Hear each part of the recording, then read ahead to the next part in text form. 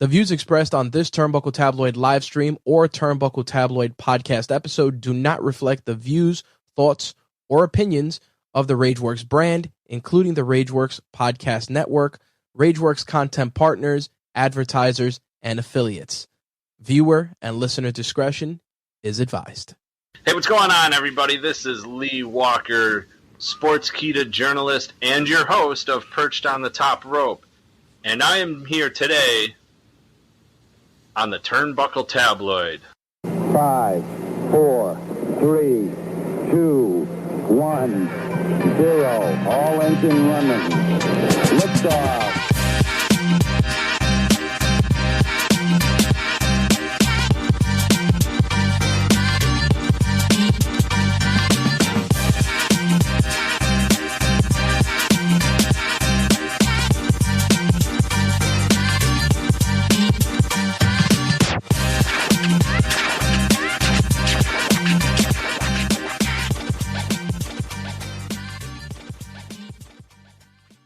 Hey, this is Casey Armstrong. You're listening to Turnbuckle Tabloid. Nice! It's Wrestling Rundown with Jay Santy. Live from New York, it's Turnbuckle Tabloid.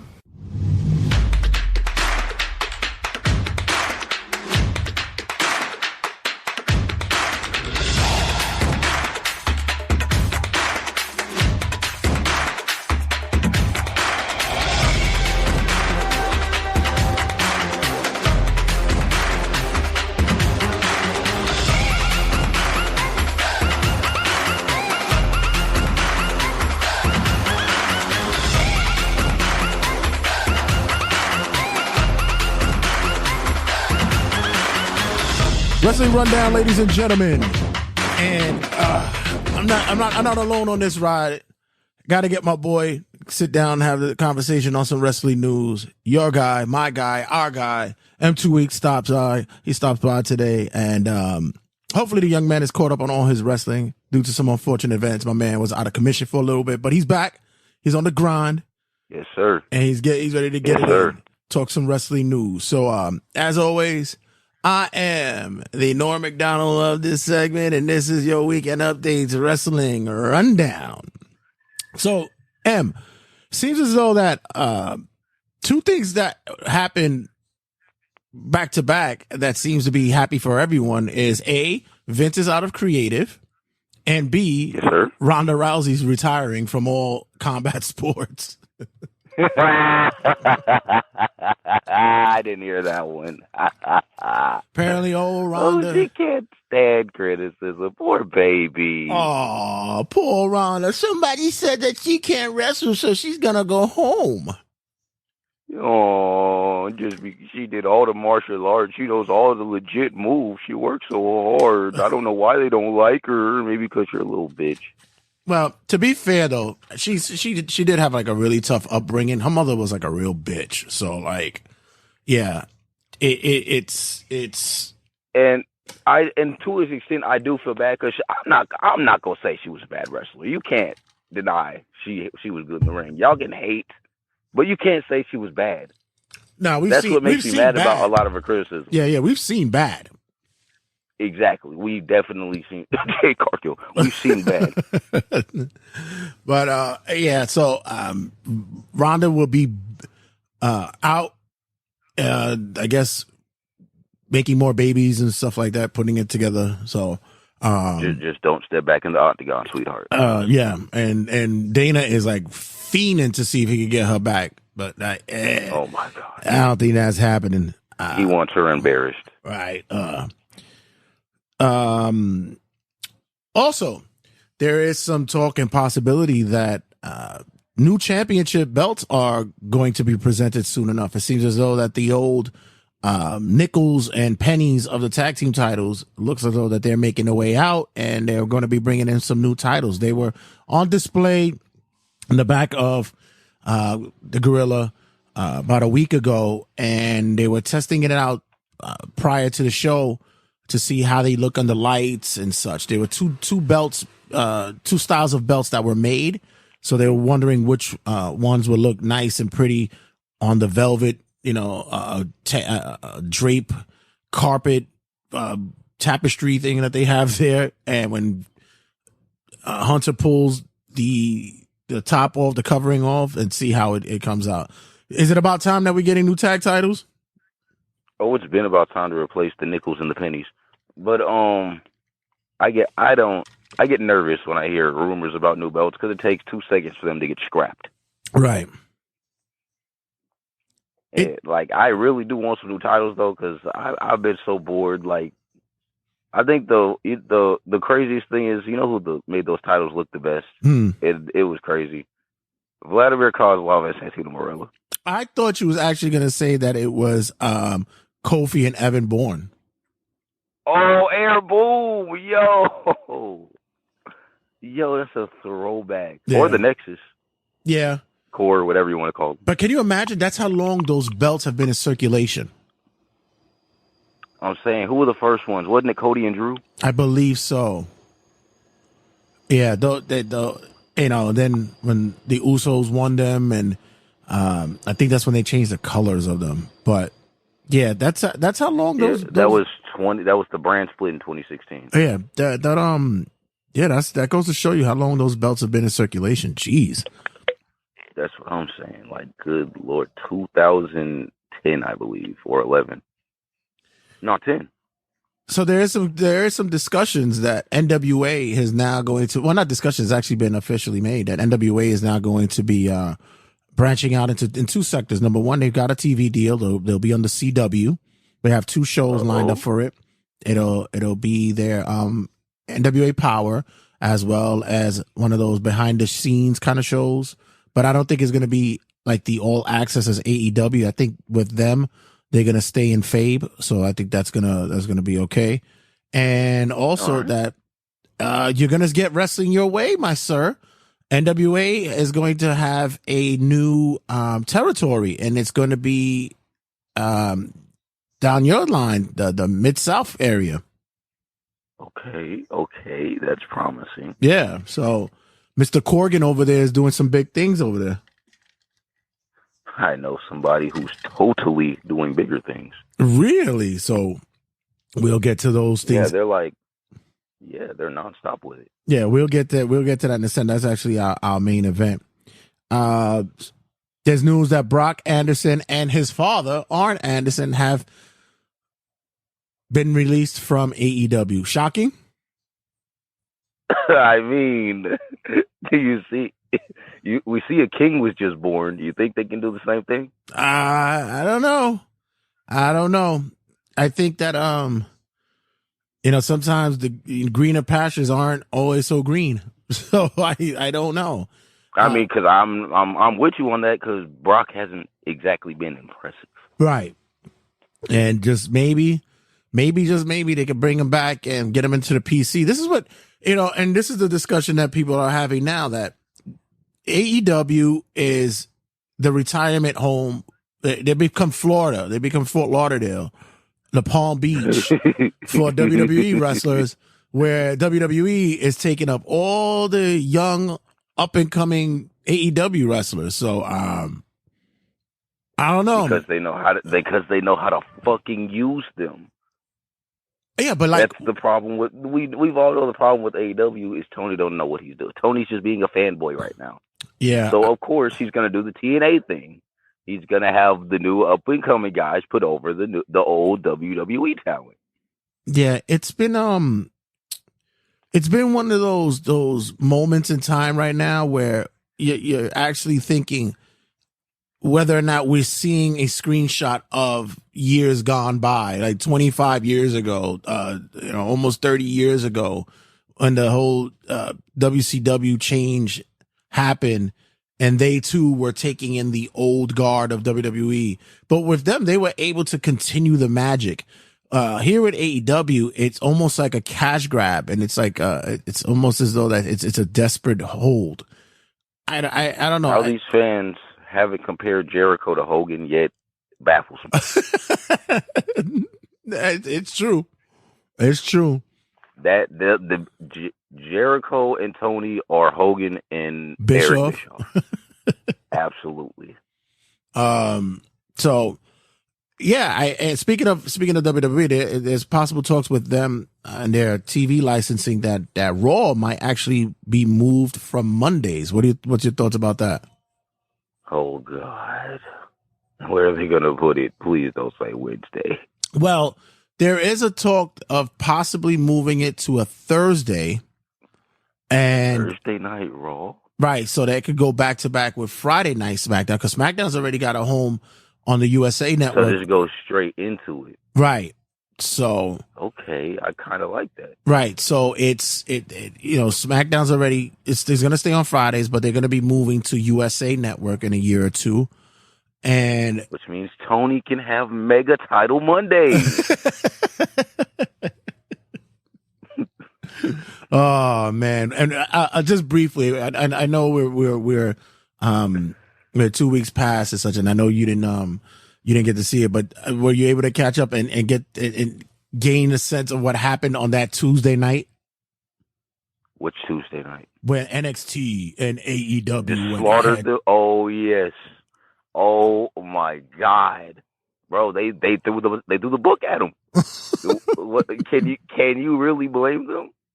They say, all right, every time this guy gets one little dub over us, he talks so much shit. So let's actually try. They killed him. Yeah, and then the whole, the AEW fanboys. I did a rant on Facebook not too long ago where, I gave kudos to AEW for their attempt and what they were, what they've been trying to do and such. I get it, and I had mentioned where wrestling fans or fans of anything in general are creatures of habit. If every Friday is SmackDown, you're going to be focused on that. Like this Friday, SmackDown is on Friday, but it's going to be moved to FS1 because of the World Series. So they'll lose ratings because and now it's competing with Rampage, right? Right. And they'll lose ratings because the normal fan will know that it's on Fox and probably forget or probably be like, yo, what happened? And they'll probably pick it up later. Also, yeah, that's how it goes. Yeah. Also, they've had their time. They've had their slot, generalized and set, where people are sitting there going, well, if they ran on a Wednesday, it would have been a different story. Okay, might have been, but they ran on a Tuesday and NXT loaded the fucking deck. Well, that's good business. You're supposed to do that. I don't know what to tell them. You're supposed to pull out the Undertaker. I stopped. You're supposed to pull out Cody. Let them talk. Mm. You just got to let them talk and show how stupid they are. Like, if you let them talk, they'll show their ignorance. And you got to say much or nothing else. Like, okay, just keep talking, buddy. What was the big things that came out of the NXT and the AEW war? Well, I'm gonna say this Trick Williams thing.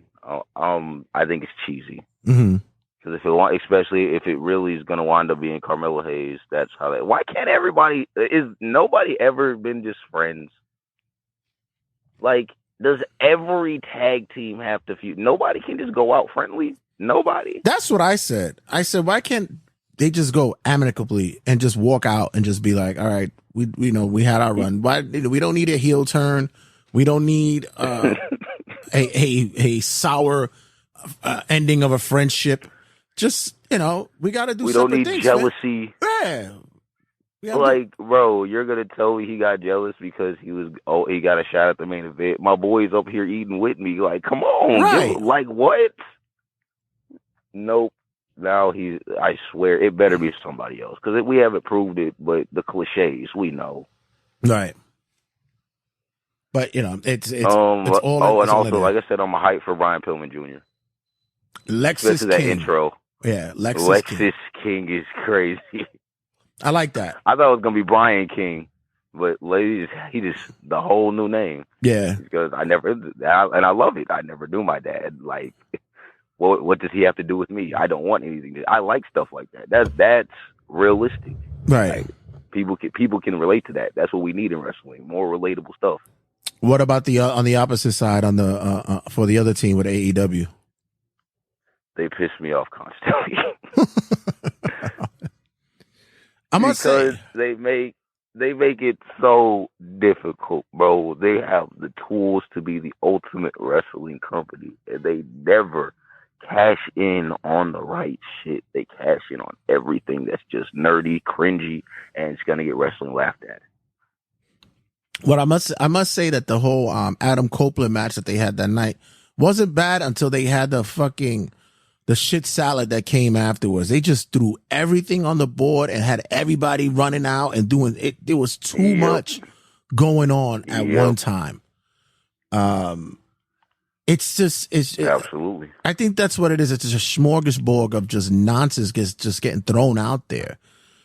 Speaking of which, did you hear that Tony wants the ultimate show? Did you hear the heat that Copeland and Starks had for each other after their promo? Was that real? I swear to God, that had to be Dave making some shit up because he didn't even look mad. Yeah, but there was certain comments the made. Edge, you talking about the Edge line? Yeah, that one. Over the edge or whatever he said. Yeah, I believe he called him like bug-eyed or something like that. There was a lot of innuendo here. There. Like it looked like Edge was checking him, and Ricky Starks wasn't taking that. Like that, like it wasn't really nothing. That's just how promos work. Like, was Edge really mad? Like I said, I'm sorry, was Adam Copeland really mad? I'm not, like I said, sounds like Dave is just talking. Which seems like he's doing a lot of that because, he seems to know so much about the CM Punk situation when CM Punk doesn't want to have shit to do with him. So how the fuck would he know? That's what I'm saying. CM Punk didn't say anything, so how is he getting all this information? Right. So, but apparently he still ain't saying anything. But apparently he was backstage at Bound for Glory. Stayed there for a little bit. He didn't stay for long. He went to go hang out, say what's up to a couple of people he knew back there. And please tell me you're talking about CM Punk and not Dave Meltzer. CM Punk.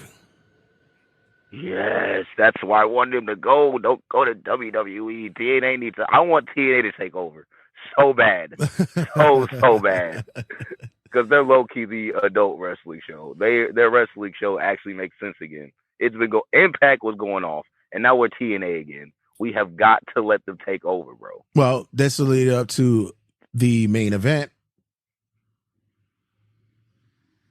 which is Impact no more. We are now going to see TNA wrestling make its return. That is something to be said. I didn't see this one coming. I mean, although a lot of people still called them TNA. Yep. And this is apparently why that they did make the change to TNA, because apparently they're international stockholders and supporters. They still referred to it as TNA Wrestling. So they said it makes logical sense. There's already talk that we're not bringing back the 6-sided ring. It's not going to happen. Scott DeBoer has already said that it's not going to happen. The talent, they don't like it. It's too hard. On the body. If it's difficult for the wrestlers. They said it's a difficult ring to land and work on, and they're gonna keep the 4-sided ring. But TNA, man, that's big. That is big. I actually was in the middle of watching Bound for Glory. I was on the very first match, actually, Sabin versus, I almost said the wrong word, Kenta. I almost said Hideo Itami. And I didn't get to finish, but it was looking pretty good. I kind of want to finish. Yeah. It was the Bound for Glory wasn't a bad show. I laugh at the fact that Jordan Grace, Bully Ray were the last contestants in the last two. Stop it! Are you kidding me? They're still doing this bullshit. And not too long ago, Bully Ray had some choice words for Jordan Grace about her thoughts about for wrestling. So I thought it was pretty clever to have them two as the last two participants in that match. And they're going to give her the belt. They're going to give her the championship belt, the heavyweight title.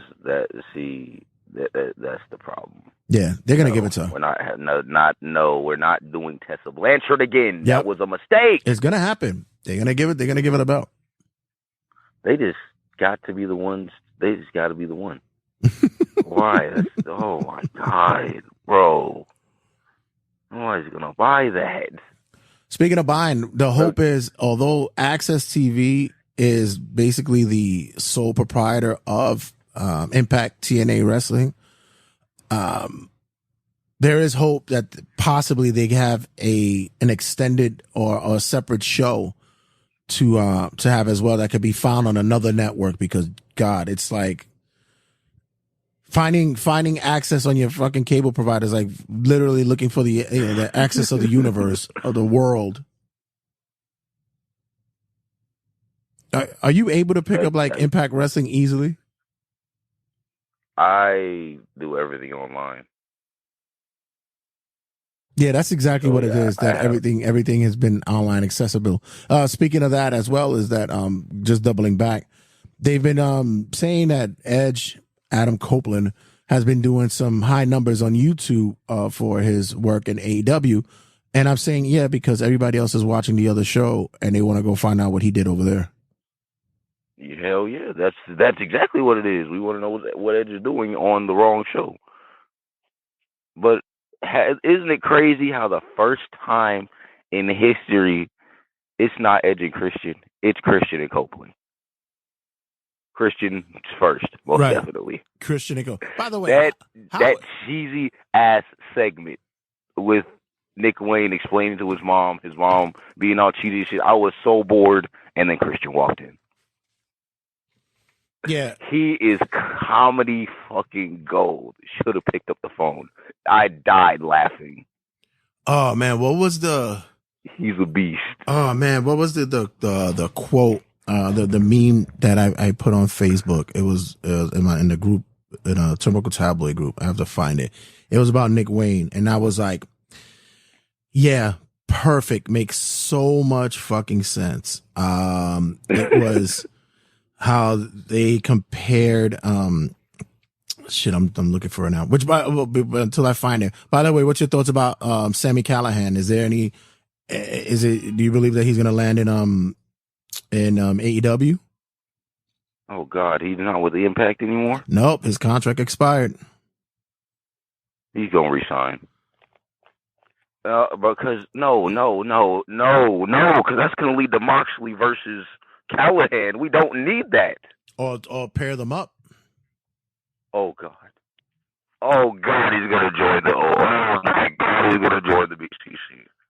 Well, then hopefully, the only way I will accept that is if Willie Yuta fucks up and he replaces him. Now, there was talk that, and there was a mention by Karrion Kross. Karrion Kross made a pitch for Sammy to go to WWE. Now, the reason being is that he's worked with him in Sammy's wrestling promotion, and also, not for nothing, to see them as a tandem and possibly create a faction off of that wouldn't be a bad thing, though. Okay, yeah, that would be interesting. Karrion Kross and Sami Callihan, or Solomon Crow, whatever they're going to call him. Right, right. Like it'll be Cross and Crow or some shit like that. Like and have them. Ooh, that'd be nice. Yeah, right. That's got a nice ring to it. Yeah. So I don't. To me, I've met Sammy. We spoke a couple of times. Real good dude. Real like down to earth individual. Like solid dude. It was him. He actually took our puppet for the podcast and kicked that shit into the fucking crowd during one of the House of Glory meets Impact shows. It was one of the fucking, that shit made the rounds on the social media. It was fucking hilarious. It was our gay puppet that we had. It was a gay, we had a Cookie Monster. Puppet. That's hilarious. He was a Cookie Monster, and we just made him gay. We called him Cool Gay Monster. So it was. I'll send you the video of it. It's hilarious. So Sammy's a cool dude, and wherever he lands, I hope that he does well. But going back to the TNA Impact, Sami Callihan has made me a little always made me nervous since the Eddie Edwards thing, though. Yeah. That was that was rough. Yeah, that was rough. But hey, Eddie bounced back. Look at him now. Shit, Eddie's doing well for himself. Changed his life. he's made accomplishments. He's achieved goals. So going back to the TNA stuff, do you think that this will possibly draw more eyes to the product? Yes, because TNA is back, which means they have to be doing something right. I need to tune back in and see what's going on, because I'm telling you, Impact for the longest has actually been putting on a decent show. It just got unfamiliar faces, which is a good thing. We don't need all these familiar faces. We need guys like, what's his name? I always forget his name. He reminds me of Swerve. Chris Bay. Chris Bay. We need guys like Chris Bay. We need the walking weapon, Josh Alexander, Chris something, stuff like that. Steve Macklin. I like Steve Macklin. Oh my, Steve Macklin is a beast. Right. A fucking unit. What's the other guy's name? Was it a Joe somebody? I actually like him too. He's a monster. Joe something. Joe something, yeah, somebody, something like that. Jake something. There it is. Jake something. I saw him live, and the guy looks fucking massive in real life. It's like, the fuck? He looks massive on TV. Yeah, that's what I'm saying. In real life, it's like, damn, shit. Then of course we got Moose over there, who I swear to, that's who Roman Roman got his theme from. Because Moose did it first. I think that was the reason why Moose re-signed with Impact, because he knew that this was coming, that there was going to be the change happening. He had a pretty much he was going to be one of the major players. Yeah, so I think he had a pretty good sense. Which is what I've always said since I wanted to be a wrestler. The first company if it was Impact, the first company I would want to sign with is Impact. Right. Because Impact looks fun to do. Mm-hmm. The Impact looks like they let the wrestlers work. It's not about what the owner wants. It's about how the wrestlers are going to make the show look. Yeah, I've always told people about Impact. I said Impact is one of those promotions that I could just not see it for a couple of weeks and pick up, and it'll be like I didn't stop watching it. Like it's just those one you can pick up and watch it at any time kind of shows. You know, they do have their angles and their storylines, but with them, it's just like it doesn't really matter with them. That's what I'm saying. Because also with Bully Ray, can you really say that's an ex-WWE guy? Because he was never Bully Ray in WWE, and Bubba Ray Dudley will get crushed by Bully Ray. Right. He showed some inkling of it, but he never really did it. He was always Bubba. Like maybe in 2002? Yeah, no, when they broke up. Well, when they came back, for that little small moment. Yeah. I mean, but it was just a heel Bubba Ray compared to Bubba. Right. He didn't do Bully. Yeah, it was just Bubba. That was definitely watered down to the max. I was actually disappointed. And I'm an original Dudley Boys fan. That was my favorite tag team as a kid. Oh, definitely. Themed everything. I love the Dudley Boys, the tables, all that. But then I saw Bully Ray. Yeah, let me tell you, just to go back to the early days of TNA, which really is like the real reason why they're putting this back together is because of those talents that were there, the AJ Styles, the Samoa Joes, the Christopher Daniels, Frankie Kazarians, Motor City Machine, the Motor City Machine Guns, Beer Money, Team Canada, Amazing fucking Red. Yeah, Amazing Red, Homicide, LAX. LAX. They everybody had like such a good run. I remember with Thursdays was like my Mondays and my Fridays, because Thursday I sat and had to watch TNA. I had to watch it. Like I said, for me, TNA 2004 through 2008 was gold. 2009 started getting watered down. As soon as Bischoff and Hogan came in, they fucked everything up. Yep. Because they just paid their friends. Yeah. Who the fuck wants to see the Nasty Boys? Oh, please! And when Russo came in, and you say 4 through 8, I think it was in 05 through 08, around that time. That was the Cornette era. Cornette was there for a little bit. Exactly. Makes sense. Right. So even when Nash was there, Hall was there, which is why that was also the best run of Ring of Honor. I even enjoyed the Main Event Mafia. I thought that shit was cool as shit. Oh, that was the shit for real. Fortune was straight to like, shit. When Kurt Angle went to TNA, everybody lost their fucking mind. Everybody lost their mind. They was like, he went there? Like, everybody just lost their fucking mind. And he kind of looked different too when he came out. I wasn't quite sure if that was Kurt. I thought it was like that wasn't Kurt Angle. That was Perk Angle.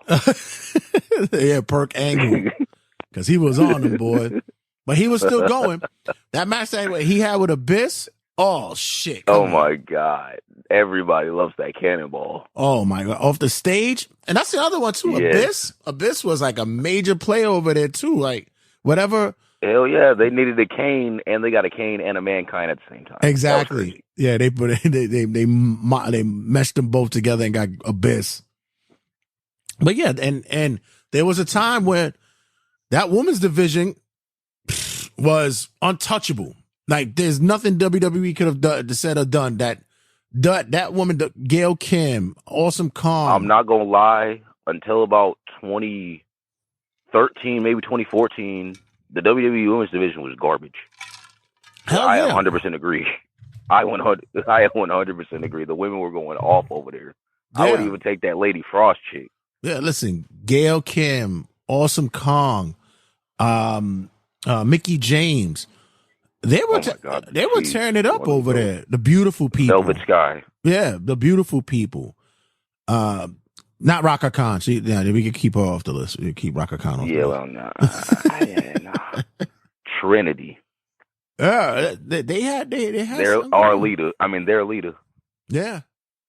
And now, although I will argue, I'm sorry, I think Trinity was better than Lita.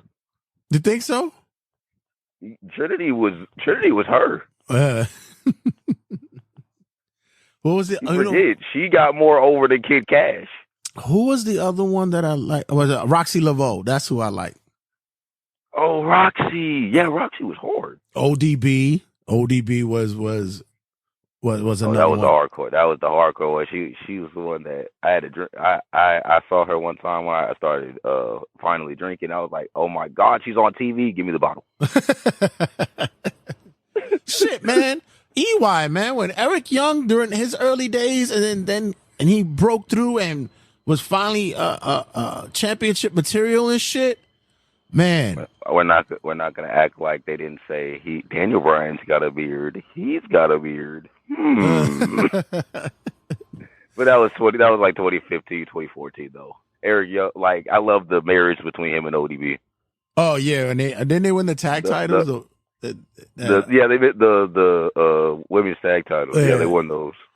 Yeah, they had a really good run, man. It was. You had I think that was like the first real place where you saw dream matches happen. TNA had that because, like I said, a lot of the guys were leaving and some of them weren't very they weren't old, except for Main Event Mafia. But a couple of guys that transitioned over, made it to Impact and stuff.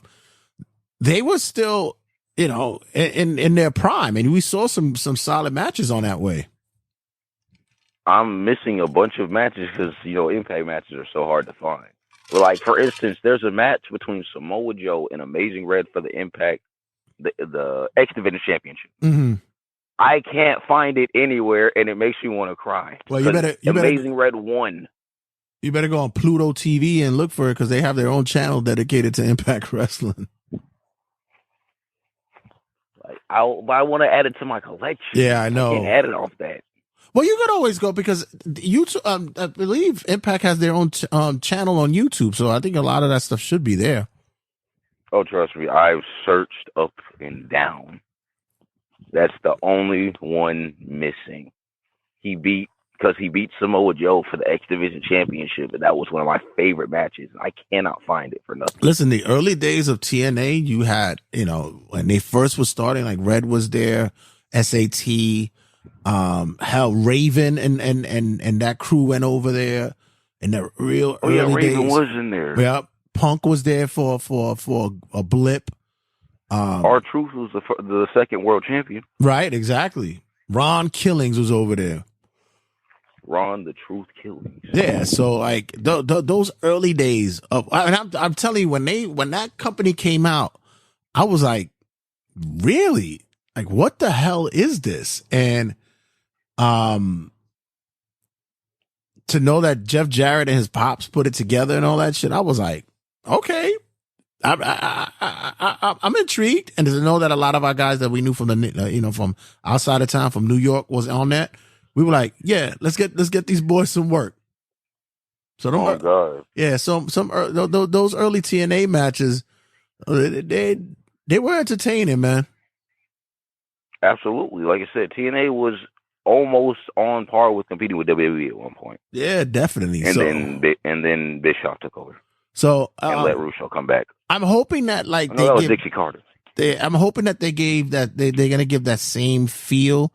I really would like to see the older logos come back. I don't want them to make a new one. I think the older logos really stood out, and I think that I don't want the older TNA World Heavyweight Championship back. Well, that is the most beautiful belt I have ever seen. I want to see what they do with that as well. Are they going to transition their champions with new titles, with TNA titles, their current champions, or are they just going to do a hard reset and everybody starts from the beginning? That'll be interesting. I need the Bobby Roode belt back. Yeah, Bobby. Oh man, Bobby. When Storm got he was injured and he had his he had a singles run. Yeah. Yes. And then when Storm beat Angle and Bobby beat Storm, that is like my favorite heel turn in history. Yeah. Yeah. Cause he low key, I think Bobby Roode is my favorite heel champion. His title run was untouchable. Cause it wasn't like Triple H. Right. It wasn't like a Roman Reigns. He could cheat by his fucking self and win. Yeah. And winning by getting super kicked through a steel cage is egregious heat. Because I was pissed. I was so mad that night. I was like, there's no way James Storm didn't win. He super kicked him through the steel. I wanted to cry. Shit, yeah. But that's what we need. That's the type of heat we need. We don't need boring heat. We need investing heat. Shit, I wanted Bobby Roode's head. I couldn't wait for somebody to take that title off him, and he just would not lose. Am I mad that it just happened to be a cliche? Because Jeff Hardy, of all people, come on. Right. No, it wasn't Jeff. It was Austin Aries. It was Austin Aries. Yeah. And then Jeff beat Austin. Right. Yeah, and that made me mad. Yeah. Because I could do the Austin Aries, but Jeff is... Because, Austin Aries started option C. Right. See, stuff like that is cold. That's good storytelling. Then you go right back to the typical WWE win. Yeah, remember that's so the option C, yeah. Yeah, he was another one too. I liked Austin, man, until you found out he could be a real prick, but I liked Austin Aries as a fit for Impact and TNA at that time. And I'm thinking just about the X Division matches. Like, there was a lot that they did over there. Oh, bro, yeah, because screw ladder matches, we had Ultimate X matches. Yeah. I mean, we had ladder matches too, but you can't beat Ultimate X. My man Consequence Creed. One hell of a workout. Y'all know my man Consequence Creed was over there? My young man was over there showing off. Consequence Creed. Before my man Black Machismo was over there. That was the man. That I ain't gonna lie, I like Jay Lethal. He was Jay Lethal in TNA better. I just wanted him to do something with Jay Lethal, but I'll take Black Machismo too. Nah, but Jay was the man over there. Like he had personality there. That's what grew him as a talent over there. That's why he went to like Ring of Honor and just tore it up on that side. He did what Damian Sandow couldn't. Yeah. He made the Macho Man famous. Then when he started made a Macho Man gimmick famous because Macho Man was famous. When he started doing the Ric Flair shit as well. Oh my god, that's like one of the most viewed TNA videos in history. The woo off. Even to this day, my coworker comes up to me and he always puts the video on, and he's never even seen TNA and all that. He just says, "Yo, this is probably the funniest shit I've ever seen in that happened in wrestling, bro." I said, "Bro, you should have been there when we first saw it, bro. It was fucking even better." And TNA also could say they have Steiner Math. Oh, Steiner Math, yeah. Listen. Oh man, but yeah, I'm excited to see this happen, man. It's a good look, and I'm glad. I thought it was because I know I remember them doing it as a one-off. One time it was like an event that they did. It was like a one-off event, but then to hear that it's officially coming back, that shit is fucking cool as shit. And that's why I'm excited because again, it's run by the wrestlers, like stuff like Steiner Math, stuff like what were we just talking about? The woo off. Yeah, stuff like that. They'll get in trouble in WWE if they do stuff like that because they didn't. That's not what I wrote. They can't be original. We need original things. Right. We need original promos off their heads because that's what makes it funny. If they're a funny personality, let them be funny. Listen, don't forget, man, that they had some hiccups as well with that Dixie Carter shit when she ended up coming in and she became more of a face on the camera. That nonsense with AJ Styles with the fucking with the please don't with the crackhead woman, and it's like I'm saying they had him really looking like trailer park trash. I was like, this is not AJ. And when AJ when he was at the precipice of trying, like towards the end when he wasn't sure what he was gonna do with himself, and he got that biker look going on and shit. He was the renegade. He was like the mix of American Badass. Dark AJ Styles. Yeah. All right, go Cal. He was a mix of. He gave me one of my favorite TNA matches. You remember him versus Angle at Slammiversary 2013? Right. Yeah. That's one of my favorite matches. Yeah, they had he was a mix of American Badass and Sting. The icon. But speaking of, did you get to see? Yeah. He's. I'm so sad. Oh, by the way, the comparison to Nick Wayne was he's Zach Gowen with two legs. That's so fucked up. That's so mean. And plus, I hate to break it to you, Zach Gowen was better. Listen, I can't argue that. I really can't. Zach Gowen did what he did on one leg. This dude looks like they're playing wrestler with him. They're allowing him. Zach Gowen looked like he was fighting for his life. He looks like, okay, now you super kick me in the face, and I'm gonna kick you in the face. Now you're gonna lift me up like a big boy. Like it's very crazy. I don't want to see that. Like they don't even try to make it believable. You're telling me this guy can compete with that level, compete on this level with Swerve? You're gonna put him in there with probably like a guy like Bryan Danielson. He's gonna push him to his limits because Bryan Danielson's gonna what do they do? They're overconfident and they underestimate him, and then somehow he gets all these magical roll-ups and moves. And see, I don't got time for that, bro. Just be real. So is that what you've been catching up with the AEW stuff on that side? Yeah, it's because did you see Miro versus Action Andretti? I was getting pissed. That doesn't even. And then I'm not gonna lie though, that's Action Andretti's best match. That's wow. That says a lot. That says a lot. Like I was getting mad, but at the same time, he wasn't doing anything he shouldn't have done. Mm. He was getting a lot of offense in, but did you see him throwing Miro like he was 700 pounds? Oh yeah, like he's the ultimate superpower. Yeah, exactly. He didn't somehow get the strength of 10 men. He was actually doing stuff that a guy his size would do. I didn't buy him having that many counters, but I wasn't as mad as I should be. I was like, because at least he's not. He didn't hit Miro with an attitude adjustment like Sammy. You're right. When Sammy hit that GTH on Miro, I turned the TV off. Oh, by the way, another TNA possibility. The possible talks of Will Ospreay may be going there. That would be gold.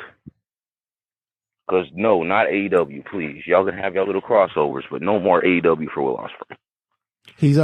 He's been doing some teasing now. He's been doing some talks, showing a possibility he could go to AEW, he could go to TNA, he can land in WWE. There's been some talk. I heard something about him talking about WWE. Yeah, I don't buy that.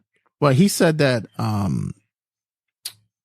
that it could be a good fit for him because it slow down his pace. He wouldn't have to put his body on the line too much. The schedule could work for him. Oh, that body getting sick of all them twists and turns. Oh, that's what it is. Yeah.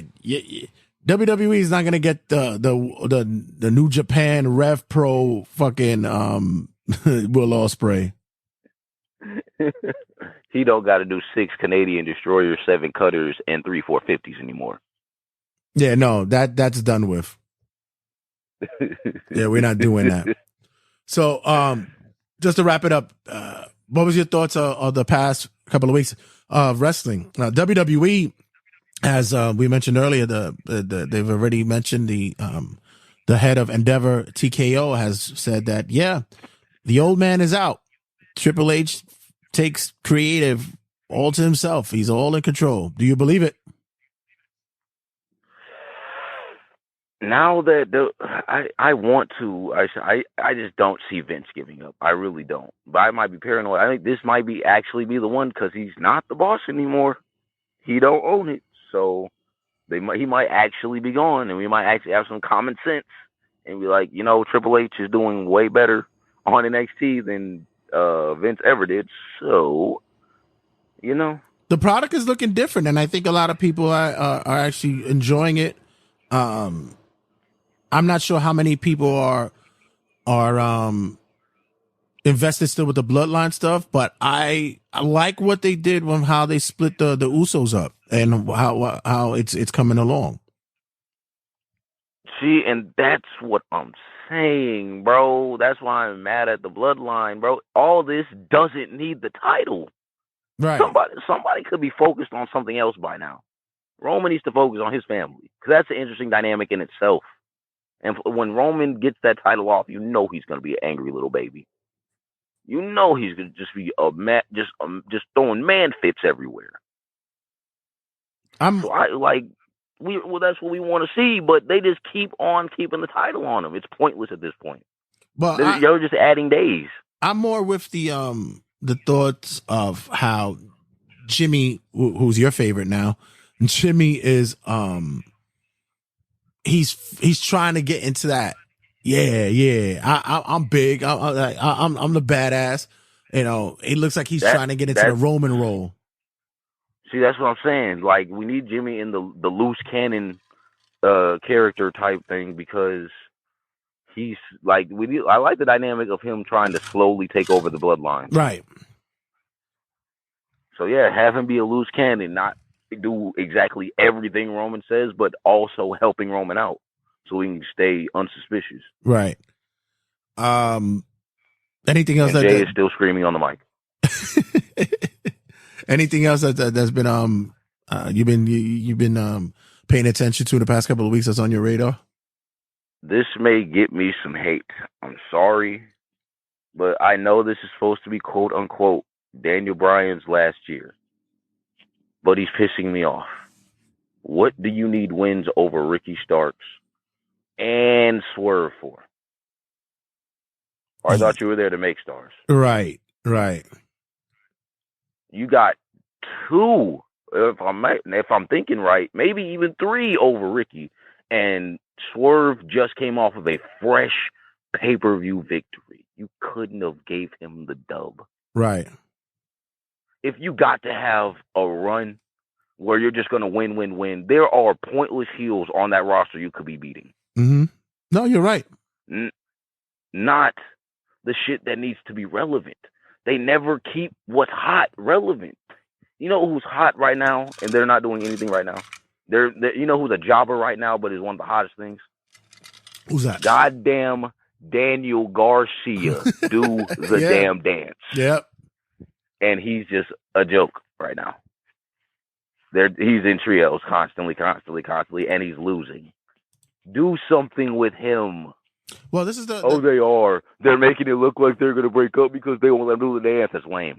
Well, that's fucking lame. Well, this is the reason why I've had the issues with what I mentioned earlier. What AEW now is doing with with taking in all the older talent now. But they're doing something. Yeah, they already had talent in that building, but they knew that they couldn't get what they wanted ratings wise with that, so they had to go and pull the grab of getting released stars. And but you have to make them worth watching for them to be on that level. And no, it's true, and that's the hiccup that's going on with that. And if you're going to bring over them from the other show, you have to use them to make your product look better, not them make your product look like shit.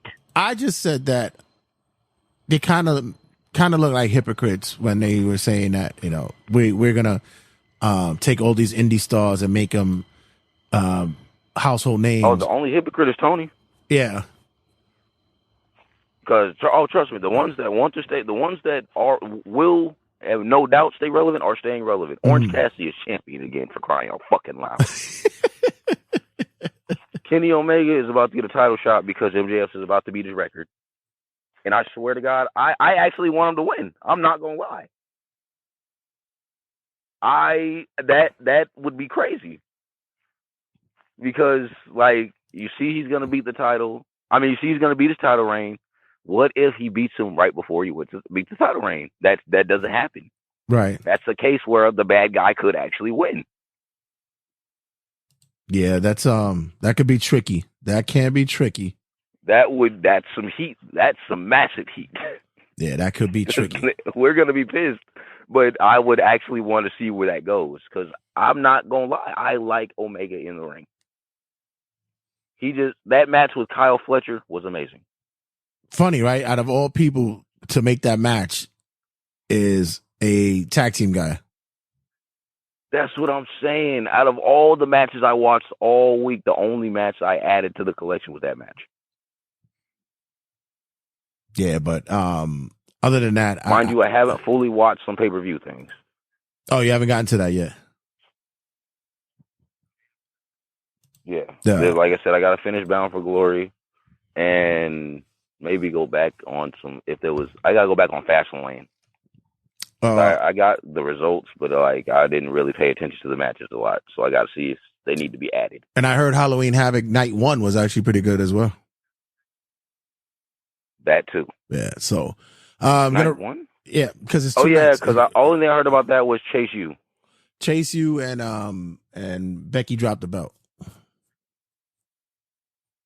Dropped them? I thought they won. Becky? No, I'm talking about Becky Lynch. No, I'm talking about Chase U. I thought Chase. Oh, you're saying Chase U and Becky dropped. Okay. Yeah, no, Chase U won and Becky dropped. You're saying they both. Yeah. No. But other than that, bro, go wrap it up here. Where they can get you, that way can find you. What you got coming up on the TikTokers? I'm not gonna lie, I might have to be winding down that TikTok for a little bit. Got to get some things straight out in the real world. Right. I'm actually go to my other TikTok and do a few things over there. And as for the wrestling, I'm gonna still post videos, but less of me talking and more of just me posting my opinion about the thing. Actually being a fan and less of a Dave Meltzer type guy. It's an exhausting job because everything happens. Like it takes 5 seconds. I was gone for a week, and you see how much I missed. I hear, yeah, it could be like that. But bro, let everybody know where they can get you at, man. You can get me at the Reality Wrestling on TikTok. We was talking about that Reality Wrestling. I love the love I get. I'm still getting likes to this day off of videos I made so long ago. Just constant notification, constant love in the comment section. I appreciate that. You can also get me on YouTube at 2K in Politics, where we just break down wrestling to make a few lists. talk about how real it looks, how fake it looks. Just have fun breaking down what wrestling is. Because I know better than you. I just do. All right, bro. Thanks again for your time, man. Anytime, man. You're the brother. All right, bro. Check you later. All right, man. Yes, sir. And when we come back, we have much, much more. We're going to have a conversation with a fellow who I had this conversation with him a couple of weeks ago, but with all that's been happening in wrestling in the past couple of weeks, I'm finally getting around to share his thoughts, his views on wrestling, and what he got going on these days. His name is Robert Cornell, and he is a pretty wise man for his age. Listen, I don't disappoint, guys. So check us out in a minute.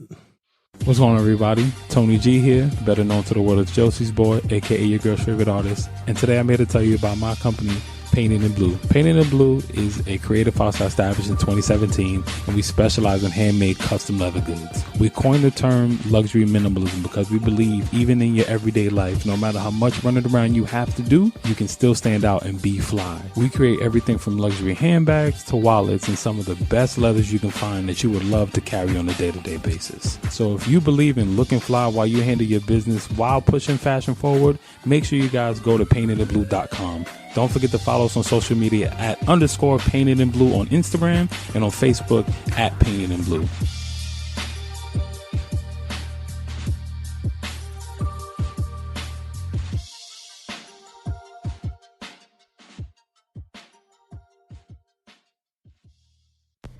Yo, this is Gabe Sky, and you're listening to Turnbuckle Tabloid. So I'm very interested in this conversation with a young man who was brought to my attention by, of course, our guy Homewook Mike. Shout out to Homewook Mike who gets on his grind and does his thing and does some good groundwork for us here at Turnbuckle Tabloid. Usually, it's cool to get like guests who come on and they're well known and such in the business, but I like to have conversations with individuals who are more in touch with the wrestling the wrestling media outlets, the individuals who are on the pulse of what's going on in the business. And Homework knew to bring me a gentleman, this young man, on to the podcast this week. Robert Cornell is here to have a discussion with us. And by the looks of you, sir, you must pull in a lot of ladies. Oh, yeah. There's someone. Listen, come on. In this world, especially when it comes to the wrestling landscape and the crowds that are out there, oof, you're the pick of the litter, sir. You are the pick of the litter. Thank you. I'll let my lady know. She's wonderful. Yeah, shout out to her. Is she a wrestler? She actually was very supportive in getting me to do this. I don't really do much of this type of stuff, but why not try something new? Does she is she a fan as well? No, that was the first show I ever took her. Actually, no, that was the second. That was the first indie show. She's not much of a fan. She goes because I go, and she tends to have a good time, I like to think. We try our best. Yeah, it's not easy to find a woman who is far deep into the cult that is wrestling these days. It's like finding a buffalo nickel or just a rare Mexican coin from deep in the Aztecs and such like that. And when you do find them, you might want to keep them. But it's even better when they're not fans, because at least you have your own time. That's what I found recently. Is like, just give me my couple of hours of wrestling and let me do my thing. Is that how you guys have your relationship set up as? Yeah, definitely. Oh, sorry. Yeah, definitely. I think that she's very supportive in what I like. She knows about the stuff. She knows how passionate I am. I've been a fan since I was a kid, so it's very hard to let go of stuff like that. And I think a key aspect about the relationship we have is that I learned something from her and she learned something from me. You know, I listen to some more music here and there, or we go out to like see new things. Like, you know, I've never been to the High Line before in Manhattan. Right. That big walkway. Yeah, no, it's a nice place. We had a nice walk through like the botanical garden. You know, it's nice. You know, we've been dating for a few months now, so it's very new to us. Oh, you're in the honeymoon stages of a relationship. Yeah. Almost 6 months now. Nice. That's good. Listen, if you last anything more than 3, she's a keeper. Oh, yeah. I always tell people they have when I'm dating a woman, she has a 6-month evaluation period in both ways, because I said, listen, the things that you found adorable about me early on when you met me, you basically will find annoying about me later on during the relationship. So keep that in mind. Yeah. Familiarity breeds contempt. Yes. So yeah. I tend, especially when it comes to my my passion for wrestling, they get oh, you're watching that again? Yeah. Yeah, of course. Shoot, I have a love for the business. You said you've been watching this since you were a kid, right? What was your first recollection of watching wrestling or getting into it? Yeah, so I must have been like I'm 23 now. I must have been 7 years old. I think I was watching like Raw or ECW leading up to like Mania 23. Mm-hmm. I think one of the first wrestlers I ever saw was like Bobby Lashley. He did that spot where he jumped through the cage onto Umaga, and they were playing like a replay of that. Right. And that always like stuck with me. And my old man he was a fan, so he would show me like tapes of like the Hulkamania stuff and the Attitude Era. And you know, I had dropped in and out as I grew older. I think when I got into high school was when I really started sticking into it again, like beginning of late 2015, early 2016 was when I really got back into it. Yeah, I just realized your age as a reflection of mine, and my heart just like stopped for a second, because I just realized that I'm like twice your age, and it really scared the fuck out of me. Oh God! At 23, I was sitting at I was in college, but I would still sit at home on the Mondays, and I would I'm looking at the Monday Night Wars. I'm going back and forth with Raw and Nitro, and where I grew up at, we you know, guys knew I was a wrestling fan, but, you know, being from, you know, Brooklyn, the projects and all that, you know, they would think by the time I'm 23, that love for wrestling would pass. And then I'm like, what are you talking about? This is my soap opera. This is my children. This is my one life to live. And, you know, it's funny that when, you know, you tend to find certain people in that circle as well, who are wrestling fans. When you were in high school, did you find your circle of high school chums who were wrestling fans as well? I had some friends, classmates who were fans. You know, we weren't like tight like that, but you know, whenever I'd see them around the school or whatever during class, I'd just shoot the shit. Right. One or two of my teachers were really into it. I remember my 10th grade English teacher was like giving this whole spiel about Lucha Underground. And, you know, I think that was kind of like a magical time period in wrestling, that sort of late 2010s bloom that, you know, you could really point to companies like New Japan, Ring of Honor, right. Even NXT, especially, like being like must-see content. And, you know, it was like a magical time period. I kind of miss those days, but, you know, I think we still live in good times. It's a great time to be a fan. Was it real to you in the beginning? It's always real to me. Nice. Yeah, I mean, obviously, that's the thing that really gravitates it to me is that it's a scripted show, but these are real people putting their bodies on the line, and their persona, you know, bleeds from the personal life into the real life. You know, I think I forgot what quote it was, but it was like Jake Roberts on Dark Side of the Ring was talking about the difference between Jake the Snake and Aurelian Smith. Mm-hmm.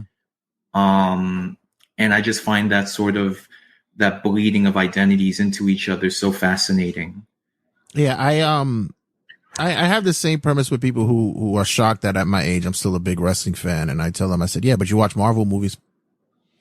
Exactly. People will say, "Oh, that's fake. He doesn't get actually hit for real." Meanwhile, they'll watch all 7 or whatever Star Wars movies, Right. Or they'll go off and I don't know, read the news. That's the biggest fiction of it all, real life. Oh, and then they're invested in it. They have deep discussions about it. They'll be upset that Anakin and his growth to become Vader didn't make any sense.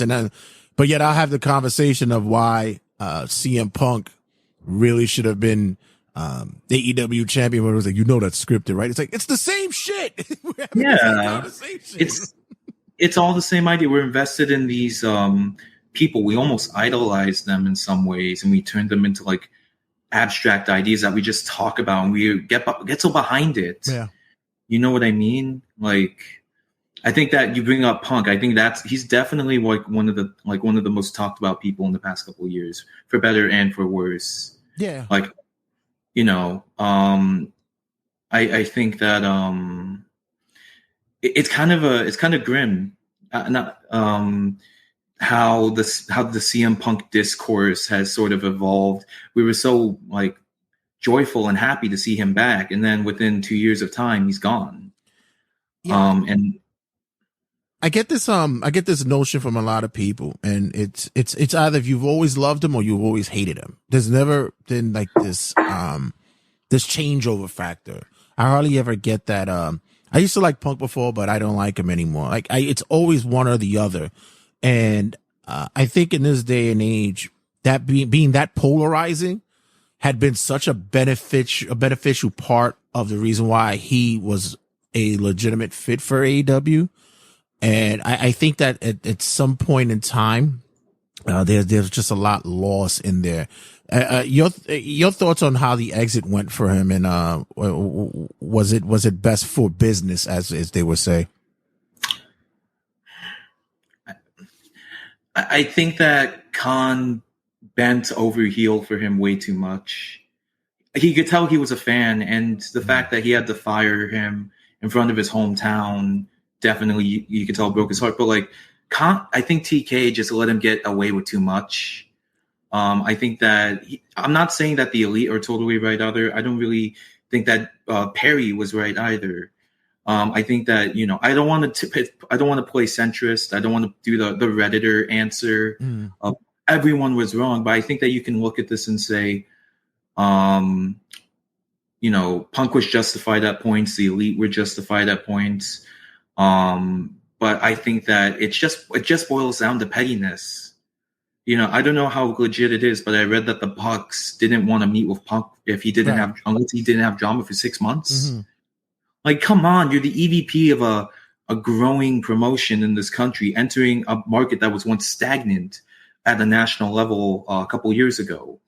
You were at the center. You were very much at the center of that explosion, and as being as one of the say what you will about the Bucks' influence, but they're one of the main people of this company, and they won't speak it out with one of their employees that they pay money. It's Khan's money, but they still are working with this guy, and if they want to do business, it's up to them to put that aside. Yeah, I've had numerous conversations about this on the show, and I've always said that the one who's really responsible for this was Tony Khan, because like you said, he was allowed. He's allowing Punk to do pretty much whatever he pleased, and didn't think that certain things would get to a certain level in which he had to make that move. And like you said, in his hometown, I'm also drawn to the fact that there's still an appeal there. Is there any possibility, do you think, that a certain company, maybe that of WWE, might think of bringing him back? I think that Punk needs WWE more than WWE needs Punk. Remember, and that's funny that you said that, because it was before vice versa, where Punk said, "You need me more than I need you," and now the tables. You might be right. The tables turned. Yeah, because like when you look at the state of WWE right now, I think that they have tons of talent in there, untouched raw talent, just going through the NXT farm system. I mean, sure, a lot of these stars are going to be more manufactured, more cookie cutter, more, by the numbers. But when you look at a guy like Punk, he's controversial. Yes, he can get a good pop, but he's also aging. He's prone to these backstage instances. He's just a very abrasive personality, and I don't know if they need another volatile chemical like that. I mean, look at I don't know. I don't know much about him personally, but like Quincy Elliott was apparently like that, and he just got axed. So, I'm not saying they're one-to-one, but the company is known for shutting down divas past a certain point. Yeah, I think that in hindsight, like when we mentioned it's like, yeah, now the tables have turned, but I also think that it's there's a certain element to where Punk would realize after all these years and having to deal with what was going on in AEW that he said he'll say, well, damn, I don't think that I would have those headaches back at the old house like I did. Maybe there's growth. There's an element of maturity. And when coming back home, and WWE has known to open their hearts back up to certain individuals who have bashed and said certain things to them. So I'm hoping that he gets at least one more shot at it. Maybe limited basis, give him the Edge deal and such like that, something of that magnitude. I think it'll be a great relationship because UFC having such a great connection with him that they're still in the CM Punk camp that could occur, the TKO thing happening. So I would not be surprised if somewhere along the line we do see him make a return to WWE. We're speaking to Robert Cornell. Cornell. Okay, we're speaking to Robert Cornell, and like I said, homework brought you to my attention, and you were working with Wrestling Inc. at some point. Yeah, I just give like a quick rundown of my. Yeah, so I guess I really started my first like wrestling writing venture was actually senior year of college. I had done a series of 26 essays for every letter of the alphabet regarding wrestling and a particular term associated with it. So like first chapter is alignment, talking about heel face dynamics. Second is talking about blood, and it all was focused in this like academic, historical kind of fandom studies-esque thing. I wrote for Future Stars of Wrestling out of Las Vegas, Nevada. That's the school that that pushed out Karrion Kross, Solo Sikoa, and I know that I want to say Zoe Stark was also a huge part of that company, and Hammerstone from MLW, if you know him. Right. And then I got a gig with Wrestling Inc. I was one of their feature writers. They started making features videos after a while on their YouTube channel, and I forgot I think it's like WWE superstars that you can't recognize anymore. That's my list. I think that got like 260,000 views as of now. Nice. Yeah. I was doing some work with them, but they recently dropped my contract. Oh, okay. But there's always a next opportunity just around the corner. Always. When one door closes, another one opens. I have always, I remember years ago. I mean, when I would read Wrestling Inc. on the internet, I would always send Raj and the people there and any heads up that I had about the indie promotions out in New York City, especially when House of Glory was starting up. I would always feed them information of the company, about Amazing Red, about who was going to be walking through, did their events and such, and sometimes my tips will come up on their page. And I was never credited with it, and I never really cared. I just was like, "Oh, that's cool!" Like they used what I wrote to them and such. I used to write as well for our parent company with RageWorks, and writing is, I think it's a lost art these days, because now with the microphone in front of us, camera and such, people are more, I guess, open to being more verbal than they are being literary. Do you still find time to get down and put keyboards and fingers together and mash something up? Admittedly, I haven't. I've kind of hit a creative road bump. It's hard. It's not like I always want to keep writing. There's always that urge, and I do get some words here and down, but it's nothing really cohesive enough to publish. But I'm keeping my fingers wet. Still pushing ink in some aspect. You bring up like how nowadays everything is so focused on a podcast or just the setup. I think it also goes to personalities. People, it's harder to get a personality through writing nowadays, especially because there's so many words on the internet. What makes a difference if someone puts a period here instead of here? Right. But I think with nowadays everyone's going to podcasts because there's that sort of like, there's that bone to gnaw on of like, the show is built around this one person or a group of people, and you're following them. It's conversational. Yeah, it's also about conversational. It's also accessibility. It's easier to listen to something as opposed to watching it on your phone or a tablet and reading it. And I've even to this day I am now missed that aspect of literature where I could hold something and read it for a minute, but then now I'm hypocritical because I'm always into my audiobooks.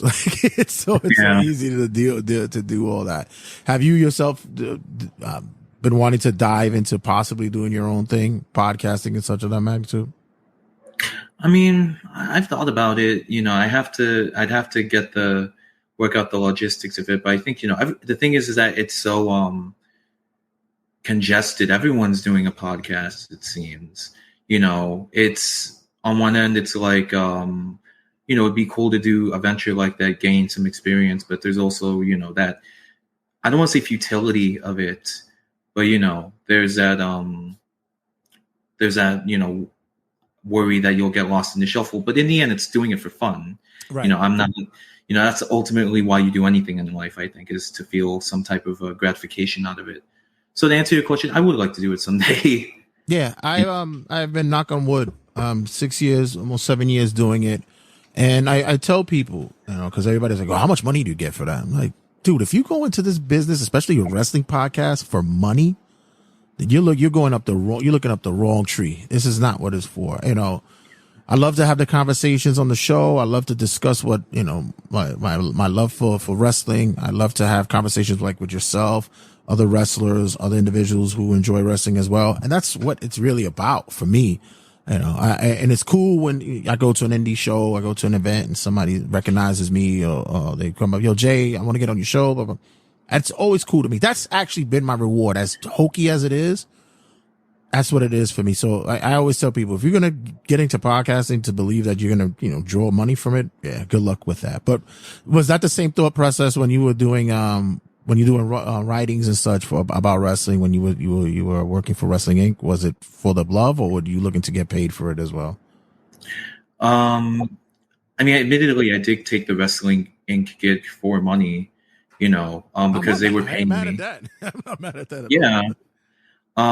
Because I saw an opportunity to, make a buck or two doing something that I think I'm good at and passionate about. But, in the end of the day, it's, you can't let just making money being the only motivator to do something, because then it takes the fun out of it.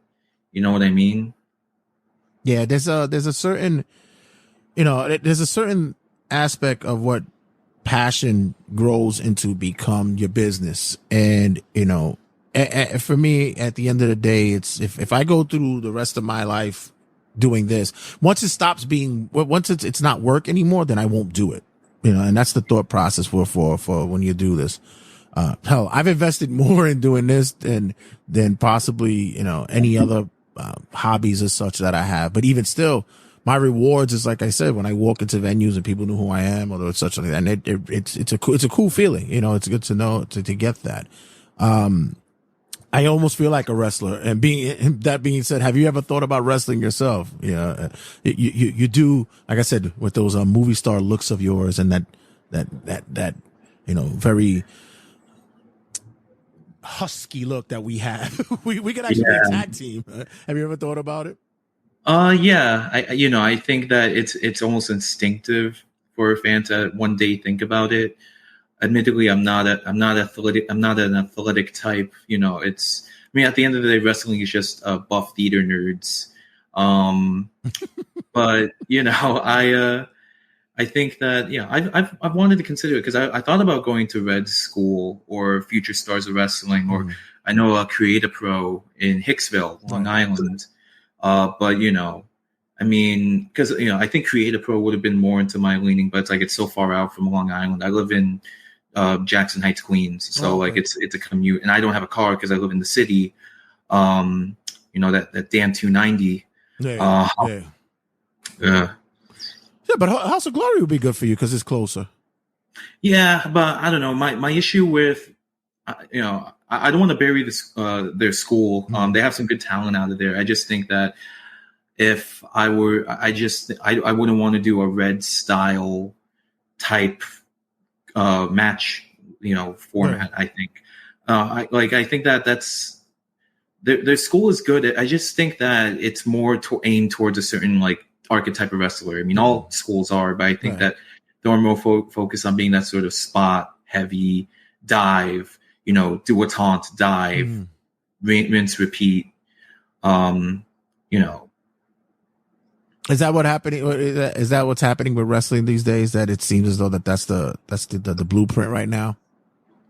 Absolutely, I think that you can point several fingers at that sort of the rise of indie-rific wrestling, the PWG style, as I call it, where everything was so you see these compilations on YouTube, and it would look cool, and people would constantly reuse those moves. You see all the complaints about people burying the tope or the Canadian Destroyer, especially. I don't know if you saw that Orange Cassidy versus Penta. Oh, yeah. Yeah, I mean, I love both of those guys, but it just felt gratuitous that the whole sequence of Destroyer. Oh, he fighting spirited out of it. Destroyer. Oh, Cassidy can barely stand up. It's so. We all suspend our disbelief when we watch this stuff, but I just thought it was kind of it was like chain smoking. It was just feeding this itch, and I'm like, no. Yeah. I label that my fuck off moment, because once I see stuff like that, it actually just makes the haters win. It just feels as though that they win. And for a casual fan or an outsider, they will sit there and they'll see that and they'll do one or two things. They're like, yo, that was crazy, or they'll be like, the hell is that? And I think it's more the latter. I think more the latter is like, what the hell was that? And for us as real wrestling fans, we do get that point where we're like, all right, enough. Okay, can we take it home? Yeah, no, definitely. I think that's that sort of instant gratification type kind of there's no gradualness, there's no build up to anticipation. Everything is always 100, and it's not good for the wrestlers because that makes them more prone to certain injuries, and that decreases a lot of their longevity.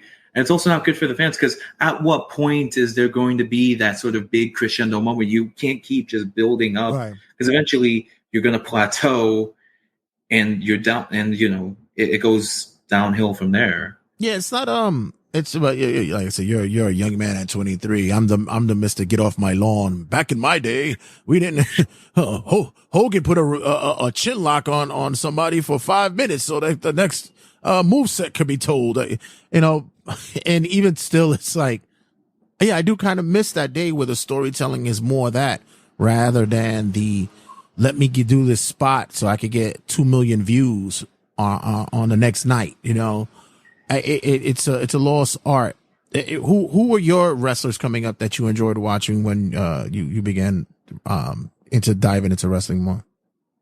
Yeah, so like when I was a kid, this is right around the time when Batista was world champion and Undertaker just won the Rumble. So like Batista was like one of my biggest favorites as a kid because I'm half Filipino. Oh, okay. And he's from that part of the world, so it was always good to have someone to look up to in that regard. I hated to love Edge. I was a huge Jeff Hardy fan. Cena was, I hate to say it, one of my favorites, but I understood why people got tired of him. You know, I also loved kind of a random one. I did love I used to hate Cade and Murdoch. You know, I loved them, but I hated them. Lance Cade and Trevor Murdoch. Right. I don't know why I just thought of them right now, but like that was like one of my first tag teams as a kid. And they were just fun to watch and had characters, which is something that you kind of miss nowadays. Yeah. It's a weird time, a really augmented time of wrestling right now, because it's almost at like trying to say that maybe they're looking at a possible renaissance with now a little bit more eyes coming to the product, a new company 3 years in it that people are casually bumping into, the Forbidden Door, bringing in stars from overseas that people may have never seen and heard of. And yet it still feels as though that there's not anything there for it. I just recently had a conversation with Homicide for the podcast, and he discussed that, you know, he missed the magic moments, you know, when, you know, Jake Roberts first appeared on WCW, when the Outsiders invaded WCW, big returns on Raw after WrestleMania. Do you feel the same, that we haven't been seeing or feeling that lately in wrestling? Yeah, I think that with all the crossover stuff going on, it makes wrestlers growing in isolated settings a lot more rare. I think that there's that kind of that aura when a guy like Dolph Ziggler gets released, where, you know, he hadn't done a run outside of the company, so there's perhaps some interest. Or even when Cody was first released, he was a WWE product that they're trying to see explores the outside. But everything is getting leaked, where there's always a rumor or innuendo or someone who won't keep their mouth shut, spilling secrets. Yeah. And it's everyone's trying to get buddy with the wrestling journalists so they could get their scoop or whatever. I think that, like, there's definitely shocking moments. I don't know, like, I don't watch much, Deadlock Pro Wrestling. Mm-hmm. Yeah, they just had Adam Cole pop out, and he's going to be feuding with Chris Danger or whatever. Like, I don't know the company as intimately as I should, right. But it's, it did cause a great pop, and, they had been teasing it leading up to it. So I think that there is still very much room for moments like that, but everything gets leaked nowadays. Someone won't keep their lips sealed. Yeah, and that's an unfortunate thing that happens with the business, because someone needs to know something. I tell people that, especially new coming in, or like kids and such, I often said I wish that I could still see wrestling that way. Now it's become, I have to like disassociate myself from a conversation and such, because or a match or an event, because of the fact that, there's too much that I know already. And, there's sometimes I have to watch an AEW show and I'll just go, you know what? Just watch it for the matches. It's not even think about storylines and such like that. But it's kind of hard to do that this day and age, especially doing the media circuit. So when you're looking at today's scope of wrestling from all the companies, the New Japans, WWEs, AEWs, Impacts, and such like that, what's the one thing that's the good, the positive that's been going on with wrestling this day and age? I'm trying to. I don't watch much Collision, but I think they're doing a good job on that show from what I've seen.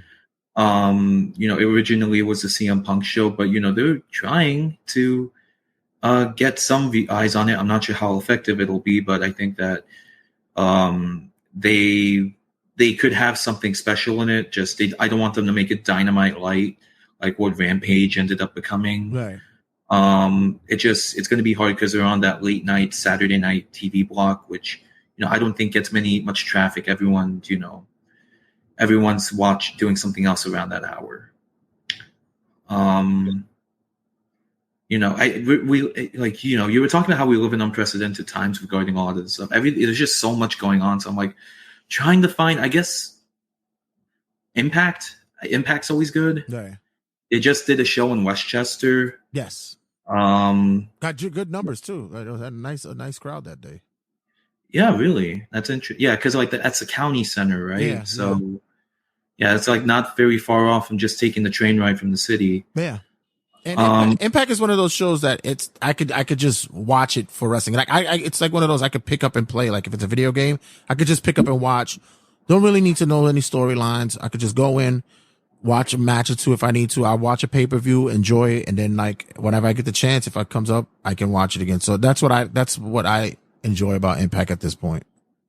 Yeah, it's a nice place for a guy to go in between AEW and WWE runs, or like in between contracts. Because they could do a short run there, win a title or two, and then get kicked off in the Feast and Fired match or whatever they just did. I think they fired like Yuya Uemura or something from Impact. Yeah. Like I think there's definitely good talent on that show. They got like Chris Bay, who's also a product of FSW. It's just they just don't have the nationally syndicated platform as they did, because there's no room for it. AEW and WWE are hogging up so much time. Like, I don't know if you follow like Freddie Prinze Jr.'s like run to make a federation. Yeah, I've been keeping up with the stories of that. I'm very interested on how he's planning to put that together. I kind of like some of the ideas that he was pitching for it, so I want to see if he's able to really put that together. Yeah, like admittedly, I know like the very superficial facts, but like, what has he pitched exactly? Because he like, first of all, his venues he wants to have a rooftop venue for the show, since there is going to be based in California. So that's one of the ideas that he had going on. Also, he wants to put the heavy importance on talent, but also put the importance of what the meaning of having a title is. It's not just about the individual who looks best wearing it.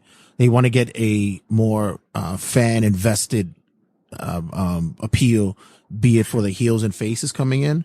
I kind of liked his ideas early on of who he wanted to be his inaugural face for the company, which was going to be Karrion Kross. I thought that would have been interesting. Yeah, but now he's on a hunt for somebody else to do that, and he understands that it's going to be a small startup, but if he could get like these bits and pieces of talent that's out there that's not doing the same kind of things, because remember he was a writer with WWE for a time period too, so he's been in that machine, so he knows what it's like to help to create stars and boost it up. So I think that's his real focus there. Yeah, I think that because you could, on top of that, he's just a fan, which is what motivates someone to do something like this. Well, we can't say that either, because you see what's happened with Tony. Tony Khan is a fan as well, and we're seeing how that's going. Yeah, I mean, I forgot who said it, but like wrestling promoters and wrestlers are the biggest marks of them all. Right. If not for themselves, then for whatever legend they're willing to attach themselves with. Because I know that like for Prince's thing, he like talked to people about it, and they kept telling him, "Don't hire Punk. Don't hire Punk." But is that because of him being a problem, or the fact that he could be too much of a draw, if there's any such a thing? Because that'll be the focal point. There's some certain individuals who will sit there and say that just because they want to be the focal point. Don't bring it to him. Oh, okay. Now that you bring that up, that is a good point. I think that if he were to join that company, it would end up being a bit too big for its britches almost. Because as you said, they would bring too many eyes to the product. I mean, that's one of the reasons why he didn't want to do like PWG and indie stuff or something, right? Because He didn't want to make the company too big to the point where it loses its luster. Right.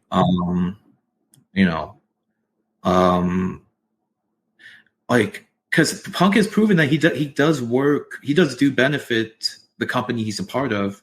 When you look at, like, people are saying, "Oh, he's not a draw."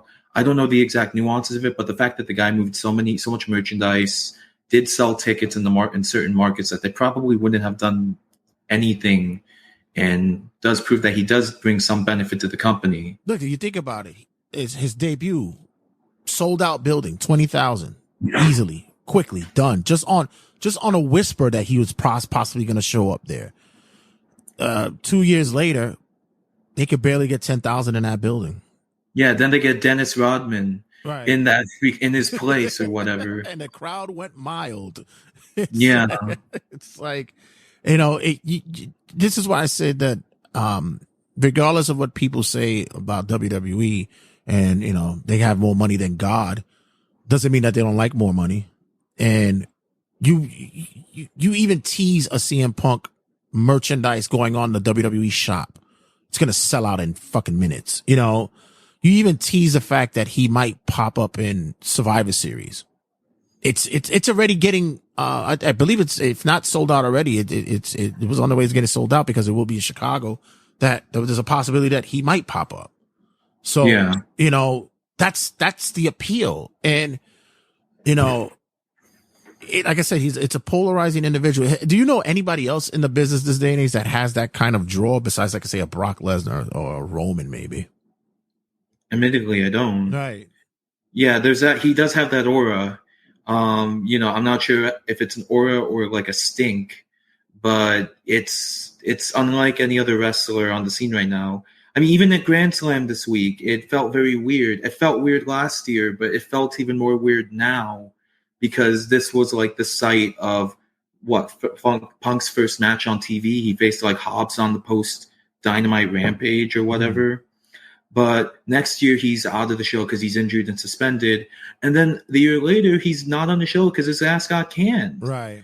And there's, he like Tony Khan didn't get booed out of the arena like how he did in Chicago. But there was this like weird energy. It's ineffable. I can't describe it. Yeah, no, I was there for the Grand Slam when he was on the bill. Which, by the way, did you go to this year's Grand Slam? Yeah. Okay. So I had a discussion with one of my co-workers about this, and I'll just get an idea from you. What do you think happened to that show, that Grand Slam, that first opening year that they had it there? It was humongous, like it was wall-to-wall people there. Then you saw it progressively year by year, just decreasing. What do you think just happened? I think the bubble popped. I think that the first Grand Slam was kind of a capsule of its time because we were still in that post-pandemic wrestling boom, right, where every town that had a show had a hot crowd. A glass of water is going to be tasty to anyone who hadn't had a drink in a year, right, or whatever. But then with the next show, they didn't do. It got kind of lost in the shuffle with the whole the Forbidden Door build up, and then they had All Out. The TV wasn't so consistent, and now the fact that Punk isn't here, I'm sorry, I didn't pay enough attention, but until a week before the show, I didn't see a single advertisement on the subway, right. They just did a shitty job of promoting it, and they ended up getting a couple thousand moved within 2 days of the show happening, which is not a good thing. Usually when you want there to be a more predictable, gradual increase. I mean, I don't know the nuances of the business in that regard, but they just didn't do a good job of promoting it in the city. Yeah, I told someone, I said, for me, the venue sucks. It's not aesthetically, when you're there, when you're whatever seat you get, it's actually it's not bad. It's a tennis court and stadium where every seat you'll be able to watch the court. And wrestling wise, it works fine. But vending is terrible. The way the staffing is run in there, it's not organized. And for me to sit there and pay an exuberant amount of money for vending tickets, tickets were still for at least, reasonable seats were still going at $500. And it's like, and this was like a day or two before the show. And I was like, who is going to pay for that? It's obnoxious. I think that really, and that's what's really killing the town. They really did that in June when they killed Calgary and they killed, Canada by doing the same thing. And then you're expecting the fans to be in a New York show on a Wednesday night to watch 2 or 3 tapings all at one time. You know, at some point in time, we need to go home. Yeah, we got jobs. Yeah. Kids got to go to school. Yeah. And you got to beat the traffic. Exactly. Like the halls felt more empty this year. I remember the first Grand Slam; those halls were merciless. Oh, please. You could your ass to ankles. It smelled like an Arby's bathroom. You know, exactly. There would be some gross ass dude like trying to take up like half the merch line or something. It was just bad. Yeah, and that was the other thing too. Like merch wise, was just terrible. If you were trying to get anything from concessions, it was like a half hour to a 40-minute wait. It was and even still the year after we heard the same tales. And I think people just got burnt out from even doing that. And it sucks because, like I said, I enjoy the venue. Even the seats that we had that year was still good because it was, you know, you still could be able to see everything. What do you think is problematic with WWE these days?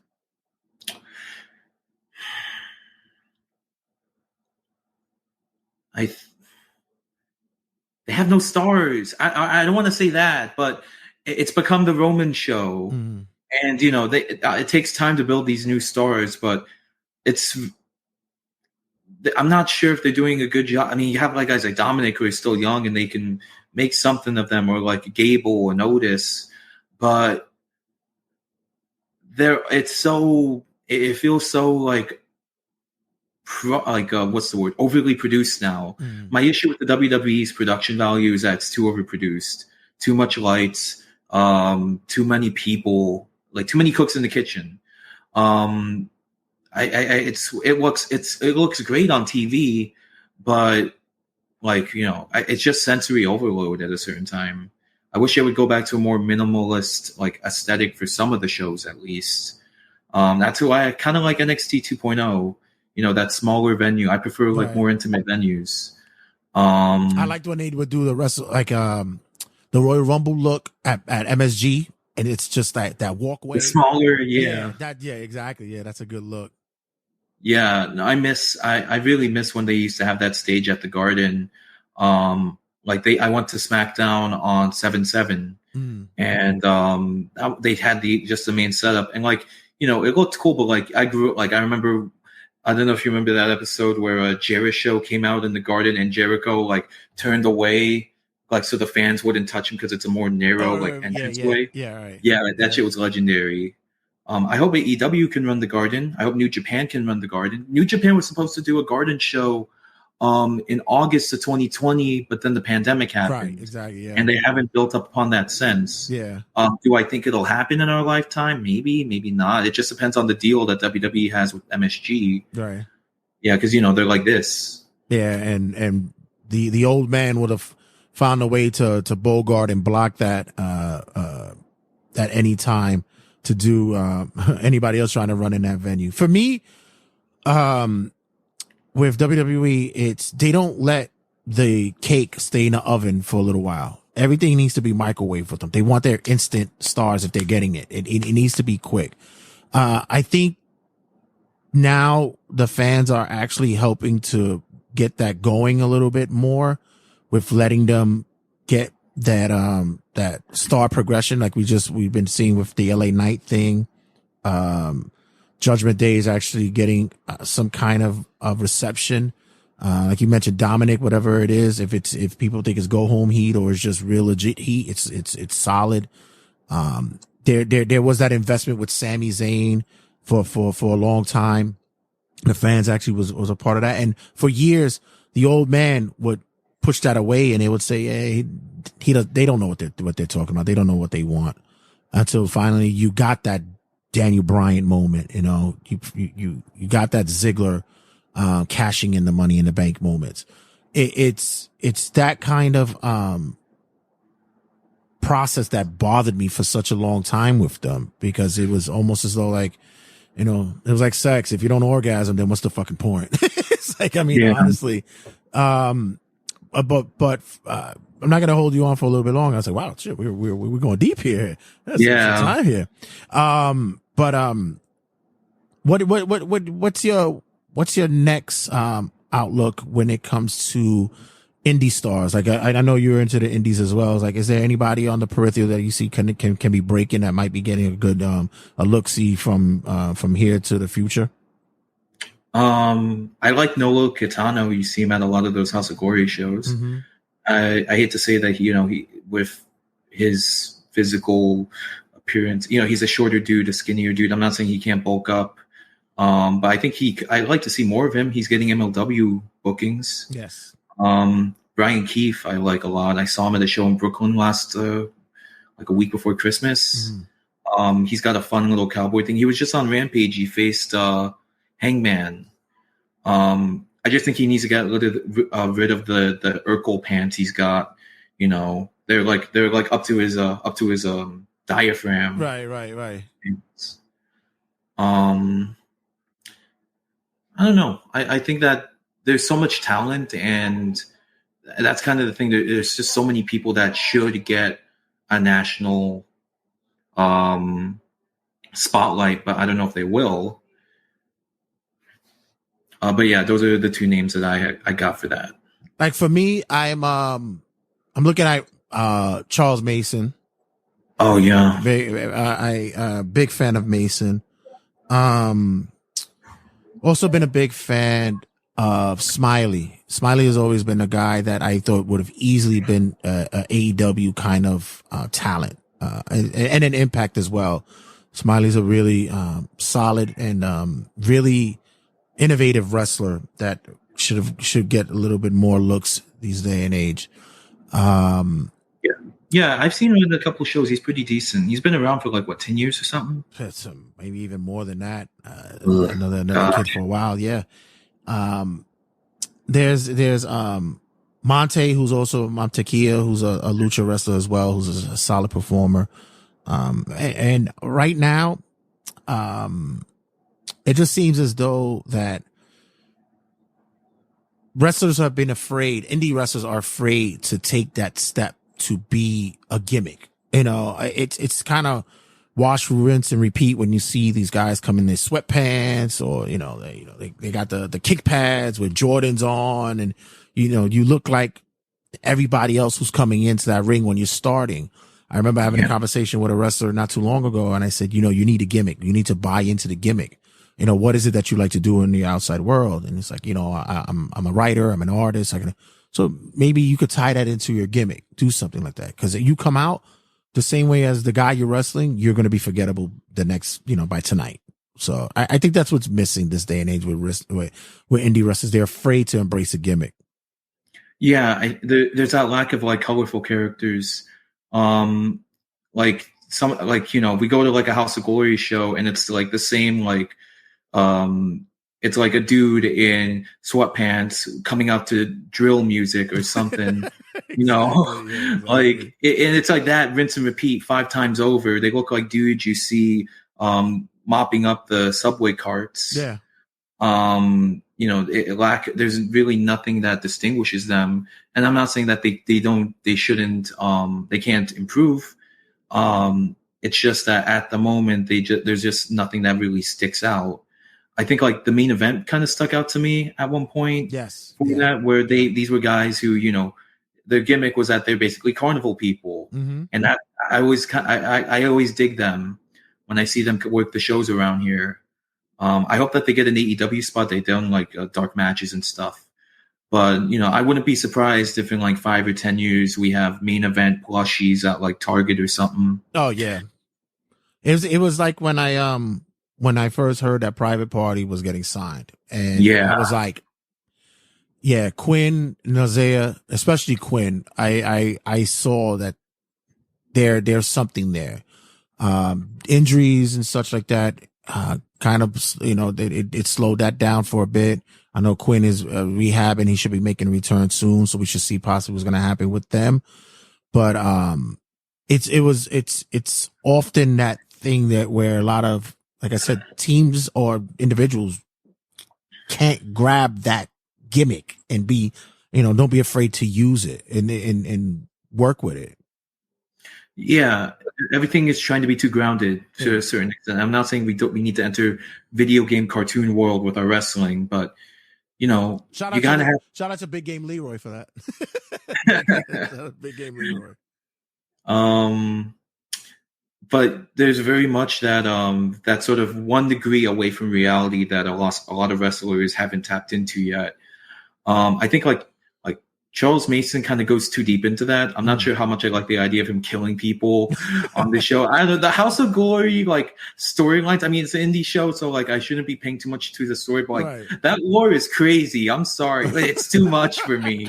Sometimes you have Charles Mason killing people on the LIRR. You have cops running around low key, almost killing someone in an interrogation. What the fuck am I watching? What's Red and Brian XL smoking? What is it? What's the overproduction? You think? Yeah, it's a bit too much for me. But I mean, if they can make it work, I'll give them all the faith in the world. Yeah. I think that New York needs more wrestling shows. That less with the pandemic and stuff. We saw the closure of Evolve. So it's been very hard in the last couple of years to find good shows. You have great companies around, but it kind of feels empty because a lot of these companies aren't able to book the caliber of stars that House of Glory was pulling in at their peak, or Evolve was pulling in. They were basically East Coast PWG until they got closed. Yeah. And did you hear about Sukeban, the Joshi company that just did a show on Thursday around here? No, I didn't actually. Yeah, so Sukeban, it's I think the word Sukeban refers to basically badass high school teenagers. That was a genre of media in Japan around the 70s, and that's sort of this is basically a Joshi company running out in the States. Mm-hmm. And they just did a show somewhere in Manhattan. I don't know about the ticket numbers, but I think it's sold out. $45 a ticket, it was a bit too, I'm poor.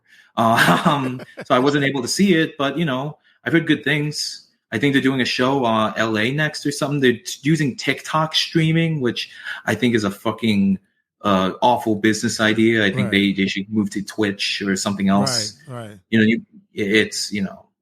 I'm hopeful. I think that there's you used to have a Shimmer or Shine or one of those companies run out in New York at one point, but you don't see much women's wrestling in the independents nowadays, I hate to say, or women's focused companies. Yeah. I think that, as a matter of fact, hopefully we could get you back on really soon. We could have that. We didn't get to go down that line and discuss, the women's side of wrestling as well. We could have a nice talk about that. And also, there's another promotion running out of New York. Shout out to Outlaw Wrestling. They're running a show, this Thursday. Shout out to the People's Bull James out there doing it up. So, that's a good one. If you're able to pass through to Brooklyn, that's available if you want to check that out. But, Robert, thanks again for your time. Let everybody know who you are, where you are, and where they can get you at. Yeah, so I have an Instagram page if you just want to see the shows I'm at what Robert sees. I just take photos of just either wrestling shows or random street cats or whatever cool shit I find. If I have any further projects, I'll be sure to let the people know. But, that's where you can find me at. Or if not, local independent shows in the city. All right. And thanks again for your time, sir. And as always, like I said, we must do this again. And don't go anywhere. Don't hang up yet. I'll just have to cut the podcast off. But other than that, guys, more to come. Check you guys in a second. 5, 4, 3, 2, 1, 0. All engine running. Liftoff.